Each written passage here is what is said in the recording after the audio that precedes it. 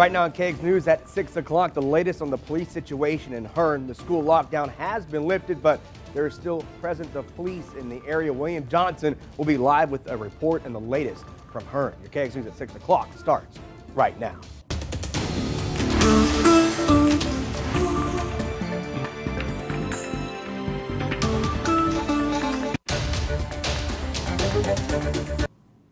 Good evening, Brazos Valley, and thank you for joining us for KAGS News at 6 o'clock. I'm Justin Woodard. The lockdown at Hearne High School has been lifted at this time after a standoff triggered police activity across the street. KAGS' William Johnson is live at the scene right across from the high school, and he joins us now with the latest information. William, take it away. Well, we were making our way down the street and we saw officers parked outside of a building. We're actually here right now, and there were school officials in the parking lot just roaming the area and what looked like a standoff situation as Hearne High School went into lockdown. Now, we weren't able to speak with officers directly at that moment, but we were able to speak with the superintendent for Hearne ISD, Dr. Adrian Johnson, who did give us some information. He said he received some information from campus administration that the lockdown started at around 3:19 and was lifted right after 4:50 rather. He said that students were able to load on the bus at the back of the school, which was not the usual area where students normally get loaded on the bus, but they had to change that location for that reason. And parents were parked at a supermarket right next to the school. The superintendent does say that no students or staff were injured and that he doesn't know the exact details of the situation across the street, but he does appreciate the cooperation with law enforcement during this entire time. Now, we weren't able to speak with law enforcement. We were told when we got here to move across the street.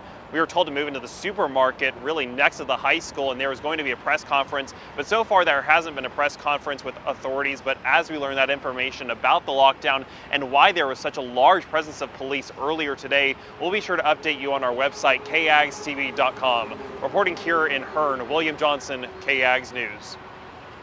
Nice job out there, William. Thank you for that live report. Well, it's a little less windy today and not too bad of an afternoon. In the 80s, we'll take that, but boy, not going to take it tomorrow, right? Bob's going to check in now with our first look at the weather. Where's that cold front, my man? You know exactly what I'm about to talk about, Justin. Yeah, that cold front coming into the Brazos Valley right now. In fact, it's already passed through Bryan College Station and is over southern portions of the Brazos Valley, just pushing into Brenham and Navasota.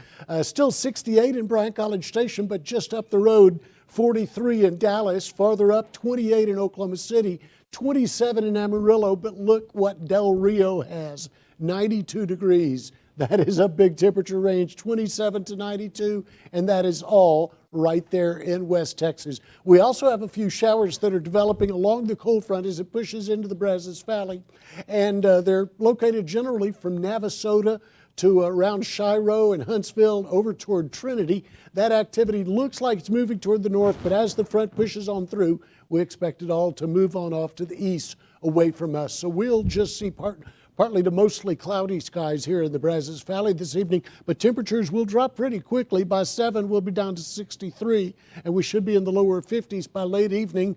High temperatures the next few days only in the 40s. So compared to 80 today, a sharp change coming. More on the forecast coming up. Justin?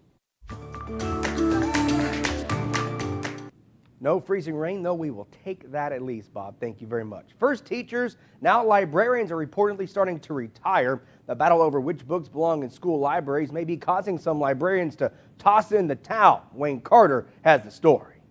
So what we're going to do today... School librarians are starting to push back against parents angry about the books chosen to be on school shelves. It's been extremely stressful for people that are dealing with this. Keller ISD was called out by Governor Greg Abbott last year for the images found in the book Genderqueer on the shelves of a high school library. Since then, groups of parents in districts across Texas have asked to audit books and pressured board members to do the same. The first thing for your viewers to know, Wayne, is that there is not pornography in school libraries.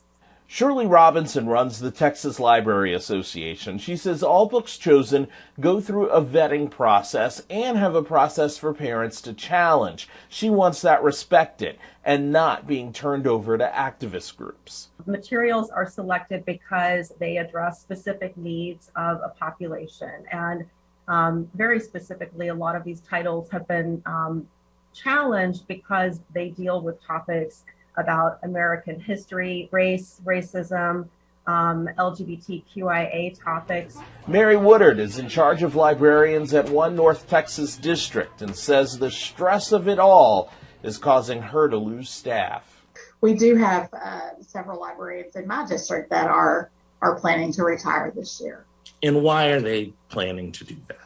Well, it is extremely stressful. It's they're worried. They hear in the news that they could possibly be criminally prosecuted for a book that they've selected. School districts are trying to adhere to policies. Keller ISD removed Genderqueer from their high school, saying the book was removed pending an investigation to determine how the book was selected and made available to students.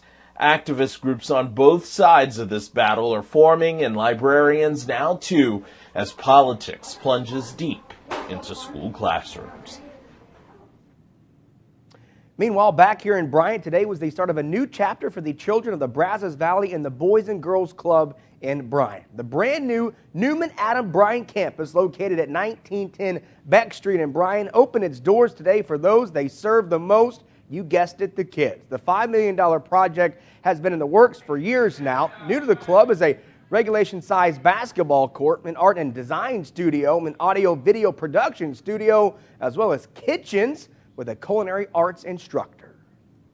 If we can have this place be a space where kids have hope and opportunity, and we change the trajectory of their lives, and by doing that, change the trajectory of their children and their children's children, then that's amazing.